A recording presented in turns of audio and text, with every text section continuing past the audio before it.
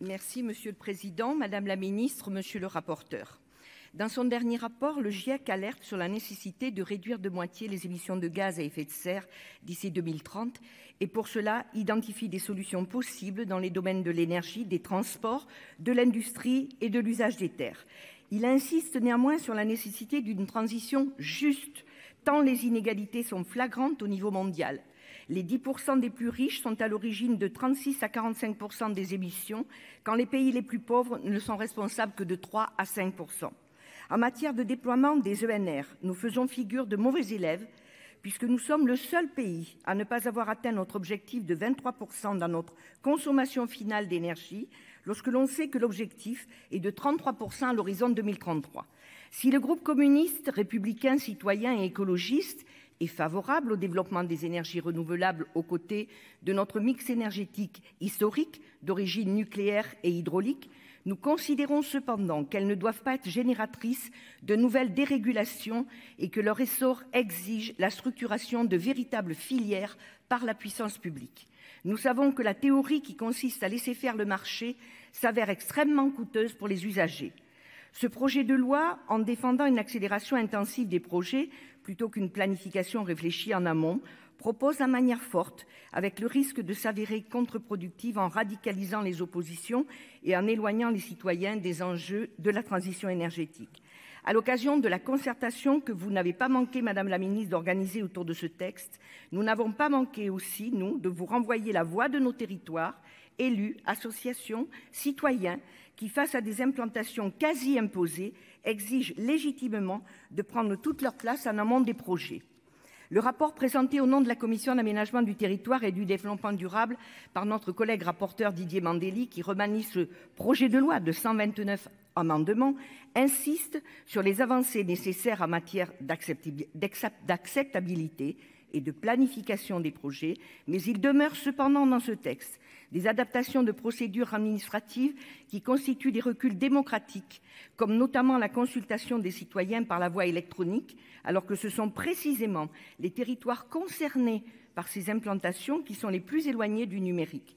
À cet égard d'ailleurs, je cite le Conseil économique, social et environnemental qui recommande d'aller chercher la contribution des personnes silencieuses et des invisibles en veillant à prendre en compte l'électronisme. Il prône aussi l'évaluation a posteriori de la concrétisation des engagements des porteurs de projets. La procédure simplifiée de modification des documents d'urbanisme est de nature, elle aussi, à faciliter les atteintes à l'environnement. Par ailleurs, et vous le savez, Madame la Ministre, ces nouvelles procédures accélérées ne pourront être efficientes sans renforcer les moyens humains des services de l'État, comme ne manque pas d'ailleurs de le relever le Conseil d'État. Ce projet de loi défend un modèle visant à décarboner la production qui, selon nous, doit aller de pair avec la notion de sobriété vue sous l'angle, par exemple, du soutien au transport collectif, dont le ferroviaire, et l'isolation thermique des bâtiments. Face au prix de l'énergie, face aux attentes des Françaises et des Français, nous devons être le plus efficace possible. 13 millions de familles vivent aujourd'hui dans ce que l'on appelle des passoires thermiques et qui souvent se chauffent dans des conditions déplorables, comme nous le rappellent les 3000 intoxications au monoxyde de carbone qui ont lieu chaque année. Il y a urgence à soutenir un grand plan de lutte contre la précarité énergétique en capacité de créer des emplois non délocalisables avec de vrais résultats en termes de confort et de pouvoir d'achat des ménages. Par ailleurs, mon groupe ne soutiendra pas les modèles de financement hybride promus dans ce texte en matière de partage de la valeur. Ce système aboutit à différencier le prix de l'énergie en fonction de la localisation des clients et en contrevenant ainsi gravement au principe d'égalité entre les usagers. S'il doit y avoir un retour économique lié à la présence de ces installations, alors il doit revenir aux collectivités locales qui elles, gèrent l'intérêt général. L'énergie est un bien commun, un droit fondamental et universel car il permet l'accès aux autres droits que sont l'eau, l'accès à l'eau, à la santé, à l'éducation, à l'emploi, à la sécurité, à l'égalité entre les hommes et les femmes.